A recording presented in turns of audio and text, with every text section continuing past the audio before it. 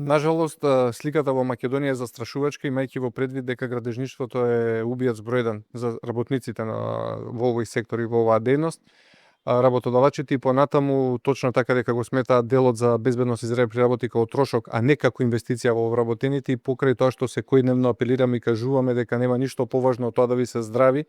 работниците, за да не бидете изложени да плаќате боледување, да плаќате повреди при работа и најлошото повреди со фатален крај, како што беше последниот случај пред 2 недели во општина Кисела Вода.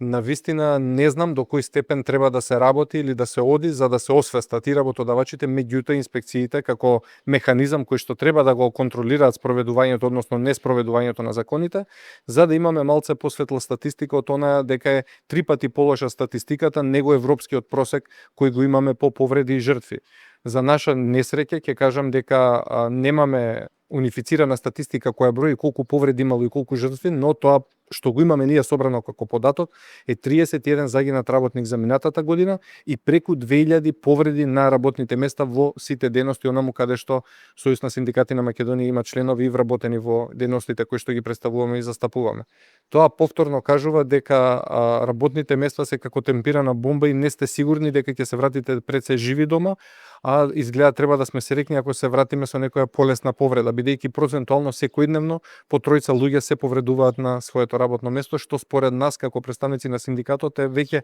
недозволиво и чашата е прелиена да се свати многу сериозно темата безбедност и здраве при работа, темата закон за работни односи кој што се уште не донел онакви измени како што треба да донесе, и сето она што е пропишано во колективните договори, а не се почитува од страна на работодавачите, и нагласувам државата. Таа мислам дека во моментов има поважна улога од работодавачите, бидејќи ако гледате дека некој нешто не почитува, треба да тропнете пред да се случи повреда и несреќа, не од која ќе се случи. Во секторот што го представувам, меѓутоа и генерално во приватниот сектор, како што сум потпредседател на Сојуз на синдикати на Македонија, секојдневно што стигаат пријави покрај ниските плати, неисплатени додатоци на плата и кратење на минат труд, јубилејни награди, регрес за годишен одмор и така натаму, делот за безбедност и здраве при работа не ги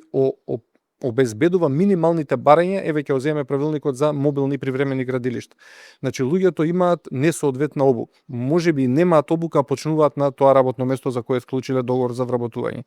Имаат многу мизерни, ќе кажам, и несоодветни лекарски и здравствени прегледи. Значи вие имате некоја институција која што штампа за 800-900 денари лекарски извештај, а гледаме дека тој човек не е за тоа работно место, имајќи во предвид дека само секторот градежништво има преку 20 работни места кои што се со висок степен на ризик, работни места кои што се изложени на надворешни влијани и не можат луѓето едноставно да ги издржат тие услови, а не па да работат во нив.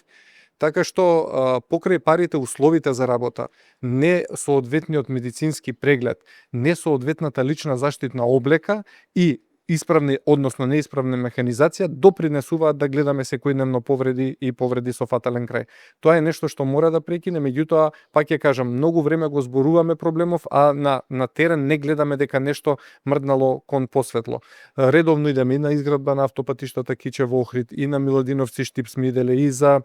други коридори кои што во моментов се градат. Гледаме многу несоодветни услови за работа наспроти работници изложени на тие работни места. Во одреден случај многу пати сме алармирали и кажувале носете шлем, носете соодветна опрема, бидејќи има и коректни работодавачи кои што тоа го обезбедиле и им го купиле, но од друга страна, кога ќе видиме дека е некој работник виновен, апелираме се до моментот дека не се случи нешто за потоа да не испадне он виновен во целиот процес што може да го снајде. Па да бидам искрен, друг одговор немам и јас, освен да кажеме дека свесно прогледува низ прсти државата кај одреден, а тоа се голем број работодавачи, бидејќи многу од луѓето и анонимно веќе се плашат да пријават каде што се зима плата во плик, па имаат намалување на плата, има неисплаќање на тој дел, а сите во потрага за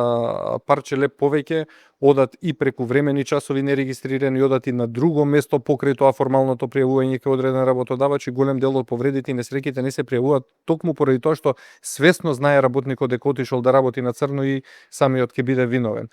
Државата не сме да молчи од проста причина што само пред 2 години статистиката покажа дека имаме 12.000 помалку градежни работници. Тоа не се луѓе што заминале од една во друга компанија, туку тоа се луѓе што заминале од државата и повеќе дали ќе се вратат или не, се сомневаме, имајќи во предвид дека и сите со минимална и просечна плата двоструко и троструко веќе не поминаа. Луѓето во борба за екзистенција и барање подобра работа ги игнорираат можеби некогаш условите за работа, но верувајте дека треба да бидат приоритет број 1 условите и заштитната опрема, не само парите, затоа што гледаме дека на крајот на денот нема ништо да заработите ако загинете на своето работно место. Сето тоа во синџирот за да функционира како што треба да се испочитуваат и закон за работни односи, и закон за безбедност и здраве при работа, колективните договори, меѓутоа и сето тоа што го спроведува на терен инспекцијата да биде многу повеќе не само на пријавени представки од синдикатот, туку секојдневно да бидат со поголем број на инспектори на терен за да може да ги контролираат овие спроведувања на законите. Се останато ќе биде мртво слово на харта и џабе пишуваме и закони, и подзаконски акти и правилници ако тоа гледаме дека не се почитува. Пак ќе кажам, виновници голем дел се и работодавачите, меѓутоа државата како контролор на спроведување на законите треба многу повеќе да се уклучи на терен и да ги спроведува своите активности, не само да опоменува, туку и да казнува и казните да бидат поголеми, а не да видиме дека некој обештетен со 5000 евра семејството на работникот кој што загинал работникот, а од друга страна работодавачот има некои 200, 300 или 500 евра казна. Тоа е, мислам, незамисливо во нормално општество или во држава аспирант кон Европската унија. Видете, одамна македонскиот градежник си замина од Македонија и она што е во моментов останато од мајстори, техничари, инженери, верувајте дека треба да го платите многу повеќе него оние плати што ги гледаме, а веруваме на Државниот завод за статистика. Тоа се околу 38.000 денари просечна плата што некој во тие услови не би работел ни како мајстор, а камоли како техничар или како инженер. Додека не ги зголемиме платите, додека не го распределиме убаво делот од колачот, профитот кој што го земаат газдите наспроти платите кои што ги даваат на своите вработени, се повеќе и повеќе ќе наидуваме во криза, но таа криза само џабе ќе се залажуваме дека ќе ја компензираме со увоз на работници. Имам информации дека првата тура кога дојде уште пред 5-6 години работници од странство, после првиот месец замина од Македонија, Македонија им беше само како одскочна daска да заминат во други поразвиени европски земји тие работници да ги земаат за истата работа многу поголемите плати, затоа што кога видоа дека со 400 и 500 евра не се живее тука,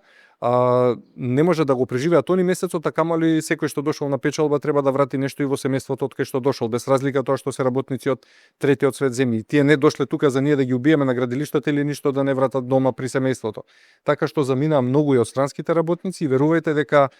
доколку не се покачат платите за сите работници, нема да направиме ни подобра економија, нема да го изградиме ни BDP-то, нема да се фалиме дека градежништвото ќе биде носечки стол во изградба на државата. Само ќе ги доизбркаме и оние малку работници што се останати, а верувајте дека нема да бидат попродуктивни работниците кои што планираме да ги увеземе или дека во моментов тие што работат од странство се попродуктивни од домашните работници кои што низ годините се покажале и докажале дека се навистина мајстори на својот занат и граделе. Ако граделе во еден бивши систем на Југославија по Иран, Либија, Русија и не знам каде, не може да кажеме дека сега не може да го направат кича во Охрид, кога знаеме дека од друга страна само се испумпуваат пари од тој проект, а ќе го возиме кој знае кога. До вчера беше крајот на 2026, вчера министерот ретерира и кажа до крајот на 2029. Памтете, ќе ги вратиме снимкиве дали ќе го возиме до крајот на 2029, а сигурно ќе чини до тогаш преку 1.000.000 евра.